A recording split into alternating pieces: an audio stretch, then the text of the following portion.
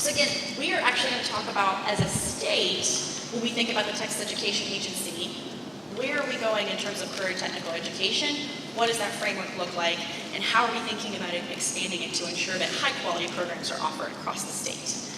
So we actually are very lucky in that our division is college, career, and military preparation. Hopefully you've seen this slide before from the agency. These are our strategic priorities and enablers. And what's the key thing you see about there in relation to my division? So college, career, and military prep. Where do you see those connections?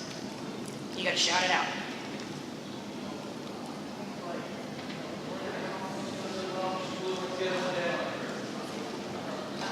Connect high school to career and college? Yeah. Right button.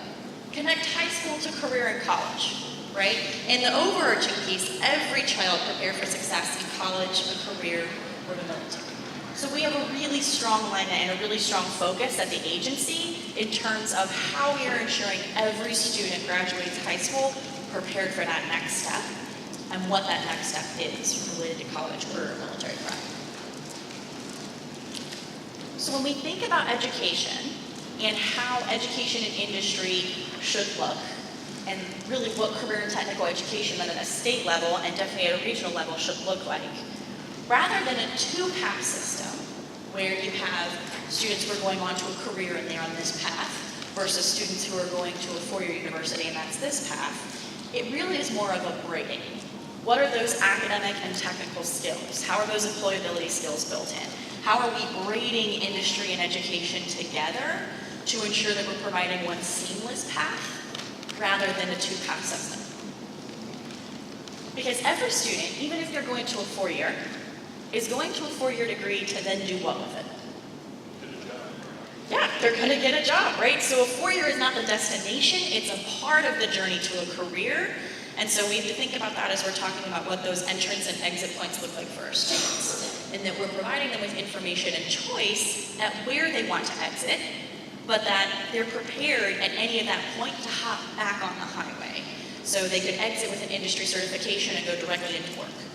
They could exit with a technical certificate, a level 1 or 2 certificate, and go directly to work, but also go back and get an associate degree. Go into work, go back, go to a four-year master's degree, on and off ramps, right? But that we are providing a braided, seamless transition for them to be able to do so. So let's take a look at what that actually looks like. Lots of text on this slide. I won't read it to you. We're going to focus, and of course you'll have access to this presentation, and we are recording it as well, so you'll have access to it. But essentially, our division focuses on these key priorities. Identify and refine industry certifications, identify and refine pathways, CTE programs, college and career readiness school models, you'll know about those, and then work-based learning in STEM. Okay? So when we talk about expanding access to high-quality CTE, what we're actually talking about is looking at how all of these pieces align in some way. And the college and career readiness school models are exciting because y'all are the model that pulls this all together, right? You'll have industry certifications, you have dual credit, you have TSI, you have ACT, SAT, you have strong instructional practices in your blueprint. You have higher education partners, workforce partners, part of your blueprints, right, depending on which one you are. And it's how all of those pieces, counseling and advising, all come together that you're doing on a daily basis, which is why we're so excited to have these models. So first and foremost, industry certifications. Any CTE people in here? Hop quiz. How many lists do we currently have for industry certifications in the state? One that you're aware of. So two. One of the most frequent questions we get is, why is there a Perkins list for industry certification? What is the CTE list? And how is that different from our accountability list, right? And the answer is, well, technically, because the Perkins list is actually how we report technical skill attainment as a part of the Perkins requirement for current technical education to the U.S. Department of Education. So the industry certifications that are much more varied in CTE actually reflect a larger piece and are how we are saying students are demonstrating technical skill attainment. That's different from an industry certification that is meant to be a metric for college and career readiness. So if you think about Domain 1 and accountability, and we're saying there's things like TSI, ACT, SAT, dual credit, how are we putting forward something that is a similar metric that says, yes, this student is college and career ready? That's a smaller list than something that's demonstrating like a specific technical skill, right? So there are currently 2 lists. And what we're doing right now, though, is saying, we don't necessarily think that the list we currently have has all of the right pieces, right? Raise your hand in here if you recently responded to the industry certification survey that we sent out. Thank you. You responded with more than 4,000 certifications. That is a duplicated number. So we're actually in the process of culling through those industry certifications and saying, great, which ones now actually are industry recognized and industry valued? And then run them through an additional set of criteria. So what does that look like? We are actually partnering with the Texas Workforce Investment Council, and they will be partnering with us to send this list of industry certifications out to the 28 workforce boards across the state. Those workforce boards are then going to take all of the aligned industry sectors, so the industry certifications in each industry sector, and then send those to employers in those industry sectors to validate, to tell us if they recognize and then value that certification. And those are 2 different pieces. So recognize might mean what? They accept it for employability right now. Okay, I'm actually going to go even. Recognize it just means high level what? They might know it. Yeah, they might know it. They've heard of it, right? Value means that they're actually making hiring decisions, right? So yes, this certification signifies that a student has the knowledge and skills that I would use this in a hiring determination, right? So it has value. That's the first test. If industry says it's recognized and valued, it moves on, right? Then what we'll be doing is saying, one of the pieces of feedback we got was criteria that you wanted, right? That it couldn't just be students who were under 18, but that there are some industry certifications that have value that students could earn when they're 18, whether that's their senior year or the summer right after their senior year, right? So if I'm a certified nursing assistant certification, I might not be able to, for the few students who graduate and then turn 18, might not be able to take it in the school year, but those courses prepared me for success, and then after I graduated, I took it once I turned 18. That credit should still go back to the program because you prepared that student for success, right? So typically how this will work is, the good news is you already submit this in the fall snapshot for PEEMS. So what you'll do is you'll just make sure that you're giving yourself credit for the students who earned that industry certification over the summer. So there's no kind of reporting difference there. It's just saying, of course you should give yourself credit for students who are actually earning that the summer after they graduate, and make sure that when you're reporting that, you're including that. So we actually changed that criteria to say attainable in high school or the summer immediately preceding high school. Proceeding, right? So they got it within the summer after they graduated. Those would all count. And so that's like, that eliminates then some of the 21 and up, right? If you have to be 21 years of age to take the industry certification, probably not going to be on the list because it's not attainable in high school or the immediate summer after. Then it will look at other pieces of the criteria, whether or not it's transferable to high quality employment, post-secondary, a level 1 or level 2 certificate program, an associate degree, et cetera, if it is used as a spring form to do something else in both workforce and education, right? And then the other piece would be if it's actually cumulative of a course or a program of study. Remember I said it's also a measure of college and career readiness. So it doesn't just measure a standard, but that is rather a set of knowledge and skills that is demonstrating mastery. Right? So what we're doing right now is compiling the list of everything. We're calling it our kitchen sink list. You will see that list and all of the criteria and whether or not the industry certifications made it this coming fall for implementation in 1920. Okay, now pop quiz for those accountability people in the room. If it goes into implementation in 1920, when is the first year that you would actually receive metrics on that new list? 2021. Right, 2021. Because remember, it's a year behind. So the list would go into effect in 1920, it would reflect in 2021's accountability, because it's 1 year behind. But we wanted to get it to you in the fall, because we know that's when you're scheduling, That's when you're making decisions about programs to be offered. And so we wanted you to have that to help make decisions, right? So we do think the list will be expanded. And what we'll also do is send out that whole list again with the criteria across the top, and you'll see where they fell out.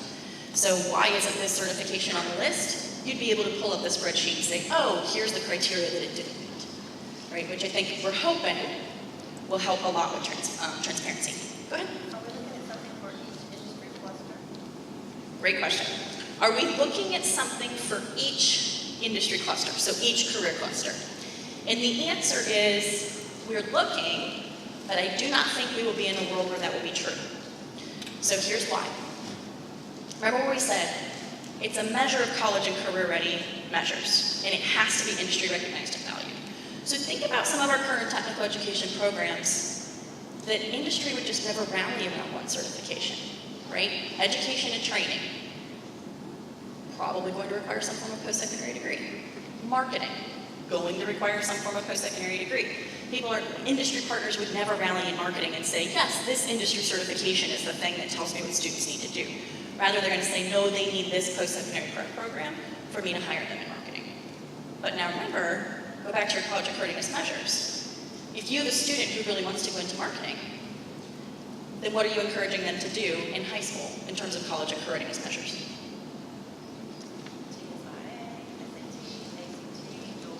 Yep.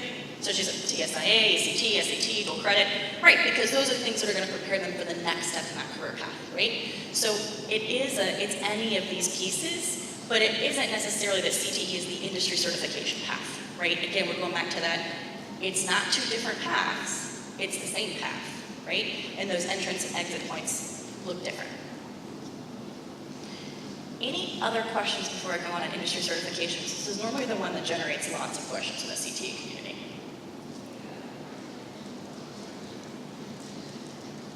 Taking it easy on me?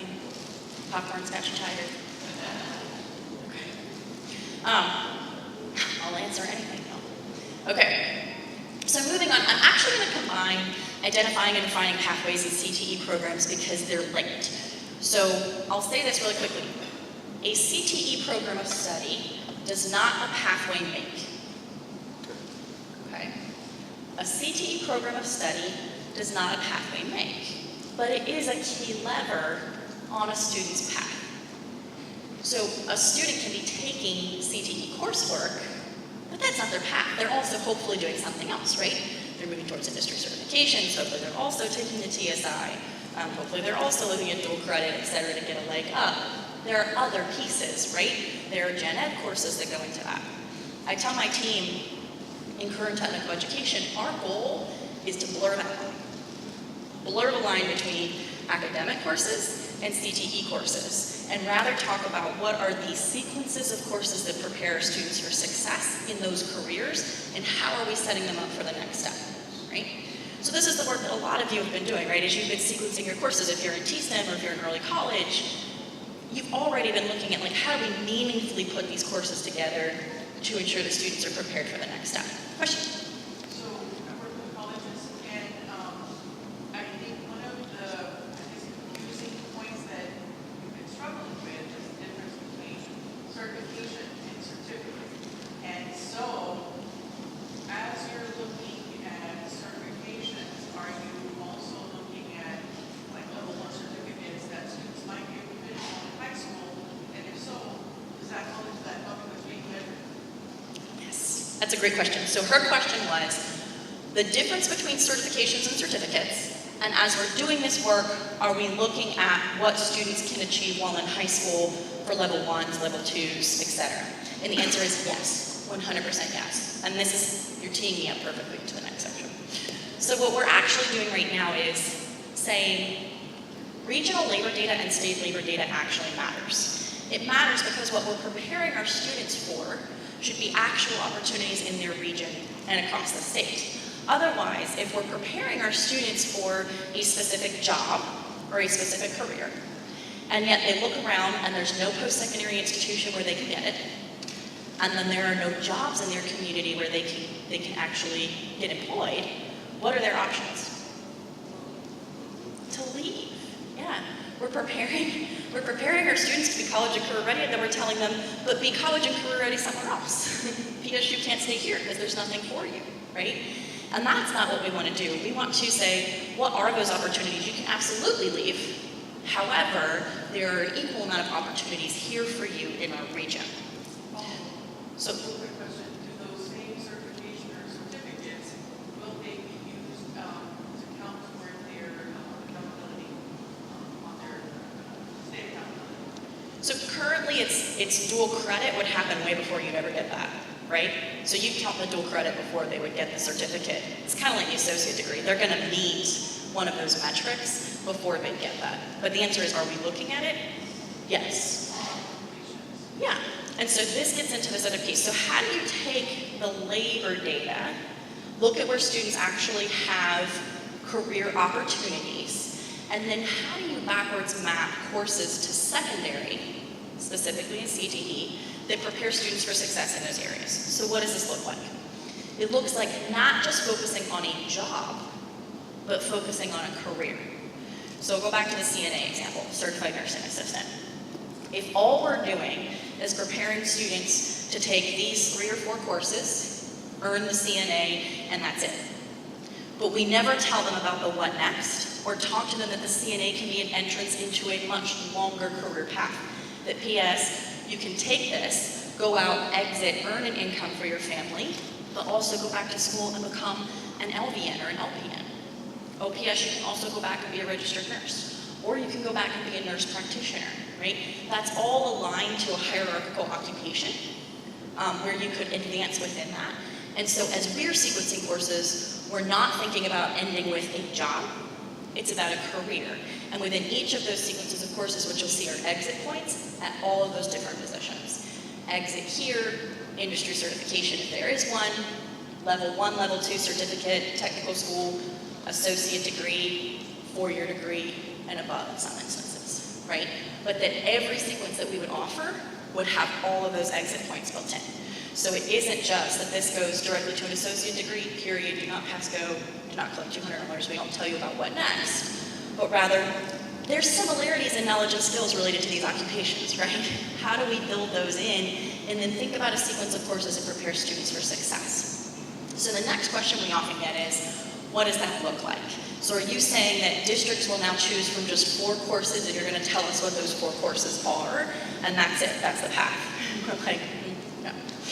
What we are saying is there's probably a lot of different courses that fall within these categories that prepare students for success at those multiple entry and exit points. So we're looking at the knowledge and skills and saying that the first course in a coherent sequence probably is like a principles course, right? Principles of education and training, principles of health science, whatever that key course is in the majority of the career cluster, right? As you move forward and students continue to take coursework, that then refines, and you might have 2 different courses, right? So if I'm staying on the health science path, maybe I have sophomores who are ready to take anatomy and physiology. Maybe I don't, and they can't take that until their junior year. But providing those courses such that you say, okay, at level 2, you can choose from these courses. At level 3, here's additional courses you could choose from. And then level 4, here are your practicums or your more advanced courses that would also count within this. And as districts, you choose which of those courses that you sequence makes most sense in your community. Aligning that to your regional labor data. So a piece, let me answer this one thing and then I'm going to come to your question. So a piece that exists here is, how do you continue to blur that line between CTE and general education? So if I'm in engineering, how many of you, T-STEM people, anybody in here offer AP Physics? A few of you, okay. Computer science. Not AP, just computer science in general. Okay, a couple more of you. So think of it this way. If I'm teaching an engineering program of study, why would AP Physics not be a relevant course that students could select from within that coherent sequence of courses? Right. Science, application. It wouldn't be relevant if you're doing the wrong AP course. If you're doing the AP course that doesn't require calculus, and a kid goes into an engineering program, they're not going to accept that credit. Right, so there's his point was making sure you have alignment for credit and what's available. But if you're thinking about physics and if you're thinking about engineering, it is a natural match, right? So what are those pieces that you're pulling in along the way and not making it an us versus them? It's not what's the CTE course in or what's the kid who wants to go into engineering that's not the CTE in, but rather how do you build a more coherent sequence of knowledge and skills. Computer science people, it's the difference right now between tech apps courses and CTE courses, understanding that funding plays a big role here. But why would tech apps courses not also count as courses that you could select, right? So thinking about what are those courses that have similar knowledge and skills that would prepare students for success, and you could choose from those because we're saying that they build sequentially upon each other, and then students are prepared at those different levels. So I'm gonna go back to your question. I was actually going to reference your terminology of 1, 2, and 3. And there's what's within those levels. Is there any resource that identifies specifically what those levels? Yes, her question was, we talked about level 1, 2, 3, and 4. Is there a resource that talks about it? And the answer is there will be. So where we're at right now, we've just gotten the labor data and we're consolidating the like occupations. Once we have those, we'll then be pulling our industry advisory councils in, running that by them, and then asking the questions of what are the knowledge and skills required to be successful in these careers, in these post-secondary degrees. We'll be pulling in post-secondary faculty. What are the things that they need to be successful for in the post-secondary programs that we know align? And then we'll be creating the physical resource that would be the actual programs of study. So you would see on the document how we're approaching it is a front and back one-pager, if you will, 2 but 1, that essentially on the front would list all of the courses where you would have connections to work-based learning opportunities, current technical student organizations, etc. On the back, you would have the very specific occupations with salaries and post-secondary programs that it aligns to. So you would not only know these are all the courses available for you to choose from at each level, but then also here's where it connects, right? The next round of resources would then be focused that you could use those more with students and counselors and parents. What we're going to focus on right now for the first round is like administrators, counselors, teachers for scheduling purposes, right? But then the next suite would be more that you could use and customize templates based off your different audiences at the district level. So on the new accountability system that came out with the tiered approach for on the first year, 2 coherent courses, and the following years, 3, you know, referencing. Right now, there's a lot of variance, there's leveling. And so like you mentioned principals classes. Well, what if my 9th graders start with men? And then my sophomores do principals? It's still part of a coherent sequence, not necessarily in a particular order. But for accountability purposes, that's okay. Am I correct on that? I mean, I think, so the question in terms of accountability moves more toward when they're being coded within that, right? Is the CTE concentrators or the PEAMS code 2? And the answer is, yeah, that's at the district's level of discretion, and they say whenever they're taking that next course. I think some focus a lot in scheduling in terms of ensuring the recommended prereqs or even the required prereqs are met as they're going along. Others don't, and there's reasons for both, right? Highly transient populations factored in. Students, you know, as a student transfers in, they may not have this path that they were taking in the last school, and then they're transferring to your school, and that isn't an option, and so you're having to restart them over. So there's several reasons why you would, there would still need to be a system that allowed for that kind of flexibility because of those specific examples that could handcuff when you're talking about students moving from one school or one district to another. Does that make sense? And the new accountability says that it has to be tied to an industry certification. Yes, so also something to know about the accountability model. So what she's talking about is when the accountability domain 1 was revised, at first they had taken out the CTE coherent sequence courses, right, or CTE coherent course takers, PEAMS code 2. Then they put it back in to an extent, but only where the courses aligned to industry certifications, right? It's almost like if the students met any of these other college and career readiness measures, if they didn't, then they would run them through this last coherent sequence piece. Remember that the commissioner and the agency has definitely said that's not a permanent, it would go away at some point. So it's to ease in the transition, it wouldn't always be there in domain 1. So at some point that comes off and it goes back to any of these TSI, SAT, ACT, dual credit, industry certifications. Right. It really is like a run, if you run the list of college readiness measures, are they meeting any one of these, right? They don't have to meet all of them. It's any one of these. Yeah. Good questions. And I don't want to belabor the issue, but I think there's been lots of conversation around this that's been quite confusing. And so the example that I just gave you with BIM, let's just say, students can come out of that course with certifications with Microsoft. Now, let's just say ninth grade. The way the language reads is the industry certification has to be at the end, but in essence, ninth graders are completing 4 certifications just in that one course, but still going through a sequence of courses. Right. So, yes, you've got accountability, but traditionally, maybe in business that would work, but another pathway wouldn't. Right. Is that correct? Yeah, because it's on where the student actually takes the courses preparing them for the certification, right? So to your point, they could earn it before you ever run it through that last round. And you still get credit for it, the way the language reads right now. Right, because it's any of these first ones or then run through the last one. Yeah. Good questions, and that's okay. You don't need to be worried. Normally, industry certifications generate a lot of questions. Right. Good. Any other questions related to that? Okay. So essentially then as we're thinking about CTE statewide evaluation, if you can see that up there. So I'd love to say in Texas we are really data rich.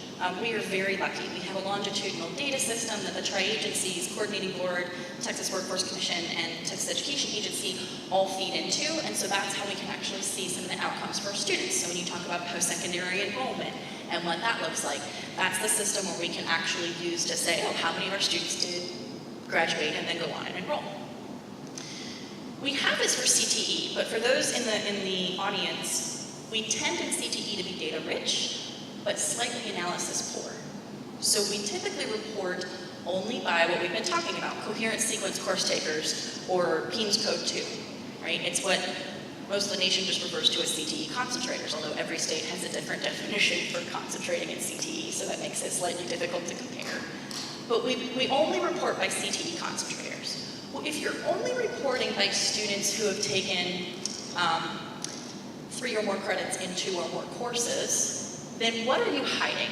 What are you hiding if you only report by CTE students? So think about CTE and how it's broken up into content areas.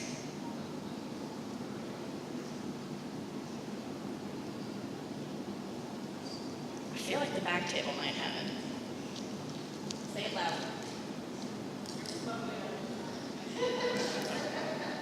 We did not get a coffee break as well as we should have in this group. All right, think about your content areas. If you only report by CTE concentrators, what do you not see?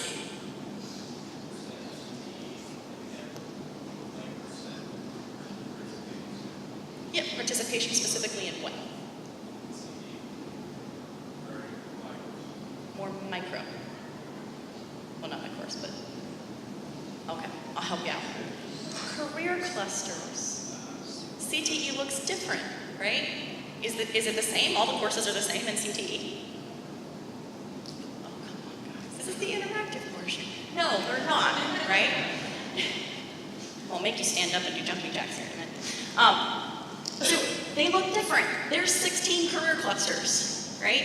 Those 16 career clusters were aligned to be like industry sectors at the national level, right? So health science looks different from manufacturing, which looks different from business, which looks different from transportation, distribution, and logistics. So if we're just blanket reporting by CTE and the success of CTE students, you're kind of covering up some really high flyers and some maybe not so much. You're also covering up some really highlights of where we have really strong industry partnerships and connections and where we might not, right? So if we're thinking about all of these outcomes and outputs that we talk about when we think about our blueprints for college and career readiness school models, and we talk about work-based learning, and we talk about level 1, level 2 certificates, associate degrees, post-secondary degrees, what we can often be missing are really strong pipelines broken down by career cluster. So our statewide evaluation is meant to do just that. Let's run some data through a longitudinal data system. We typically see that CTE concentrators earn higher scores on end of course exams, have a higher enrollment in post-secondary right after they graduate. But what does that look like then for health science career cluster? What does that look like for transportation, distribution, logistics? And what would you expect to see in those areas? You might expect to see in information technology that you have more students graduating with industry certifications and then more of an associate degree completion, right? Could be 4-year degrees. You could expect, though, that health science may look similar, but that marketing wouldn't really. That students who are going into marketing would be enrolling at a higher rate directly into 4-year institutions. But the answer is we don't actually know yet because we haven't broken the data down by career cluster to see what those trends are. And we haven't even been able to determine, to the question asked earlier, will there be a world where every career cluster has an industry certification? Well, right now we don't have it, and right now we don't even know if that's a valid, and then they go on and do what, right? So what we're trying to do right now is say, we have access to this beautiful longitudinal data system. Let's use it and start telling the story of where our students go, and then celebrating those successes and thinking about where we have those best practices across the state that we can then go, hey, you have an amazing enrollment rate. We're going to come talk to you to find out how students are doing, and we know the institution that they're even enrolling at, right? I'm going to come talk to you because your kids are just ranking up industry certification after industry certification in this area, so we want to come talk to you about what your program is doing, and then helping to share those and elevate those. So that's what the statewide evaluation is about. We will share that information widely.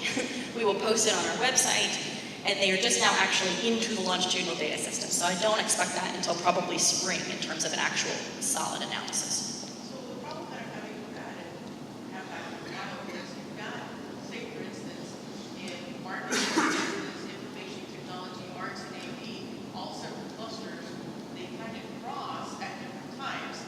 So and it's appropriate for different things. You know, my colleague here just mentioned the 9th grade, they might be taking BIM and they might take, you know, the different Microsoft certifications, but then they might want to go to Adobe, which is a different career cluster, still related, but not exactly. Yep. You also might have, which is a little further stretch, but like now speaking of certificates, the health information, so now you're going to cross information technology with the health science, and very appropriate, but how would you code that? And so how are you going to track cross clusters where they're very appropriate, but they're not in the same sequence? You also have manufacturing and ag, and you know, so you've got those kinds of things, and while they're very appropriate, you know, they're going to cross.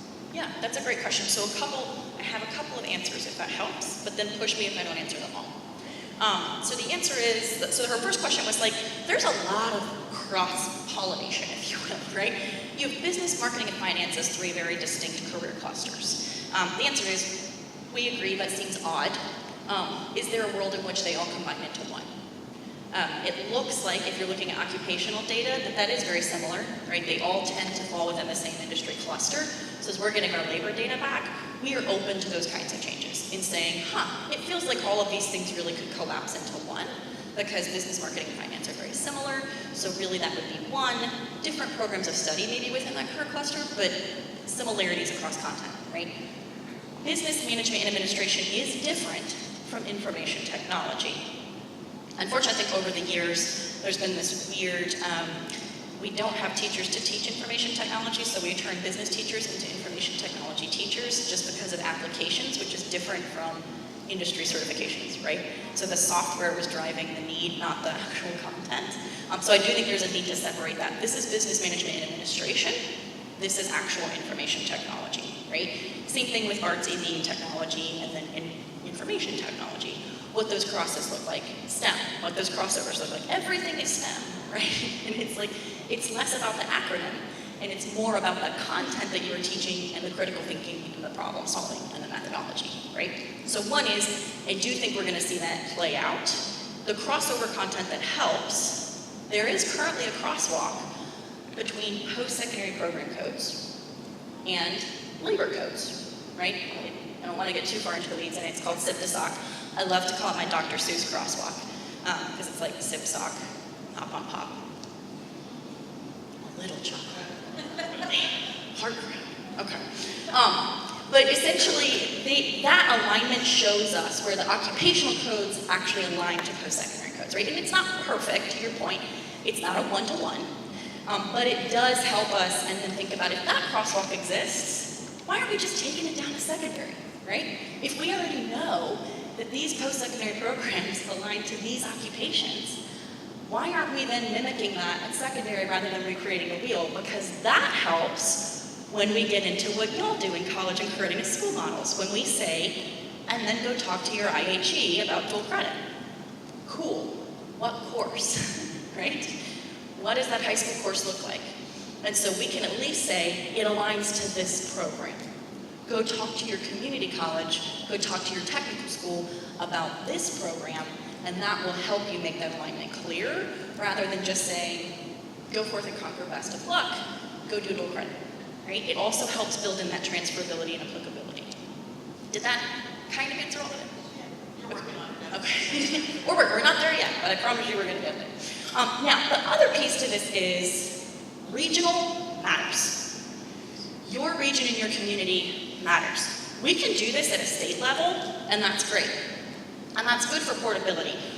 But it doesn't solve the fact that in your region, you will know when an employer is moving into your community way faster than labor projections will. You will know that so-and-so is going to come in here and hire 350 people, and they're knocking on the door of economic development and the workforce board saying, I need 350 people, what are you going to do? And it's a combination of retraining adults and then ensuring that you have a pipeline from K-12 to give them those employees, right? It's supply chain management. It's just we don't often think of that in terms of education. So how are we taking that concept and reinforcing that? The answer is there could be programs that you need at a regional level. Ooh, my country show. At a regional level that might not be reflected at a statewide level. In which case, if you have a very specific program, like you are like, I need to focus on underwater welding, and I have a ton of underwater welders needed in this port tomorrow. And so we really need to focus on this, and PS, it has this projection that they could do underwater welding, they can also do all these other pieces, etc. And we don't have the courses or program to support that. And you say, here's my regional data, here's the sequence of courses we want to do. Awesome.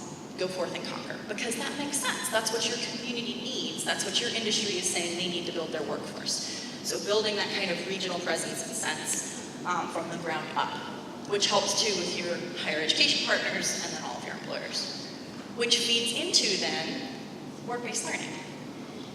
So we've heard a lot about work-based learning in several sessions today, talking about how do you start? What does that look like?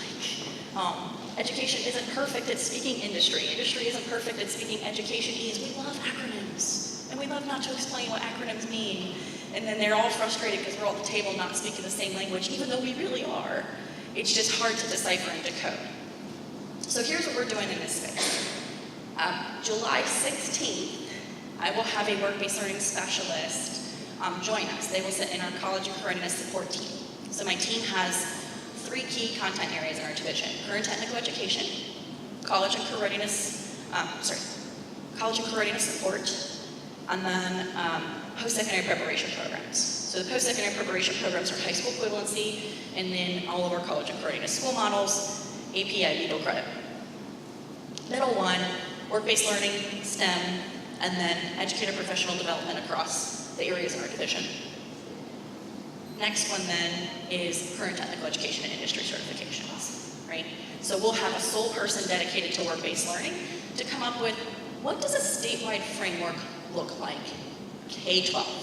We heard lots of districts. I was listening to another district just this last session say, you gotta take it down to the elementary and middle, right? What does this career exposure and career awareness look like in the early grades? And so you have awareness, exposure, career preparation, right? But it's more of like an arc of what does work-based learning look like across these grades. And what we'll be doing is holding a lot of listening sessions for you to tell us what you think that should look like, because it looks different in each region. It might even look different in each district. The framework would be the same, how it's implemented would be different, right? So stay tuned for that. We're really excited to have that person start listening to you, hearing where you need resources and supports, and then developing a framework to support that moving forward. Lots of templates. This is essentially the pathway, and what I love about this is a lot of what you do in college and career readiness school models.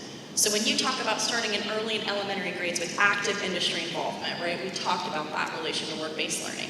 Strong integration of student supports, involvement in counseling and advising, all part of the blueprint. Strong student supports, part of the blueprint. Earning post-secondary credit in high school. I don't need to explain that to you guys, right? You're the ones who are doing that. Inclusion of work-based learning, and then this seamless exit with multiple entrance and exit points. We talked about our on-ramps and off-ramps. Graduate high school, go directly into the workforce, or directly into a post-secondary institution of their choosing, equally prepared to exit and enter at any point in time for what makes sense for them. Student choice is powerful. Informed student choice is where we're looking for, right? Timeline. So we mentioned fall, a lot of things that will be coming in the fall for 1920. Again, so you're not going to see things like, Heather's telling me today that we're implementing this in the fall. No, I'm telling you, you will see it in the fall for implementation in 1920, right? Because again, we know you schedule in the fall, it needs time, there's a lot of decisions that go into that. We will have lots of feedback loops for you to provide feedback, questions, comments, concerns. I like where you're going, but I have a question on this specific course, or I have a question on how we're linking with this dual credit course. How does WEPM involve in this? Like all of those different pieces, we'll be soliciting active feedback. So with that, I'm going to wrap it up. This is my contact information as well as my deputy director. We're actually pretty responsive to email and phone calls, believe it or not. And we do want to hear from you. So what I've loved about being here and going to as many sessions as I could and talking to as many people as I could is I hear best practices. But I also hear the barriers and the things that y'all are like, we would be doing this if you could help us break through X, Y, or Z. If it's a policy thing, cool. Let's talk about how we can fix it. It feels like nothing is unfixable. It feels like it's just how do we use the collective to figure out a solution to the problem.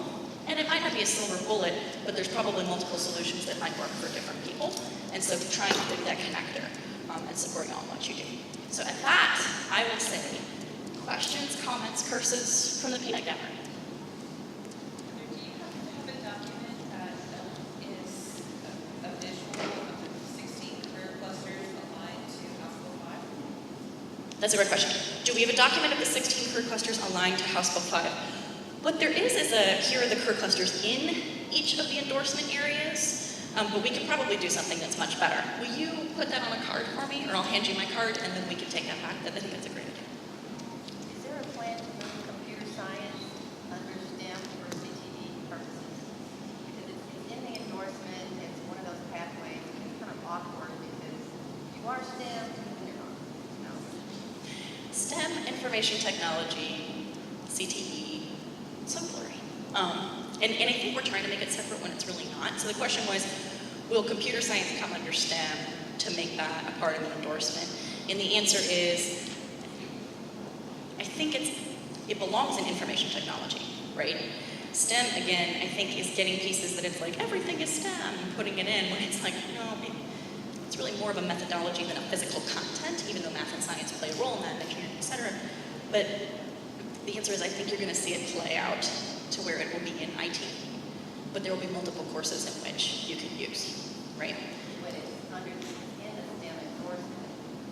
So That's a long-term plan. I think in terms of, you're right, in terms of the endorsements related to STEM and IT, what fits where, that's a really good plan.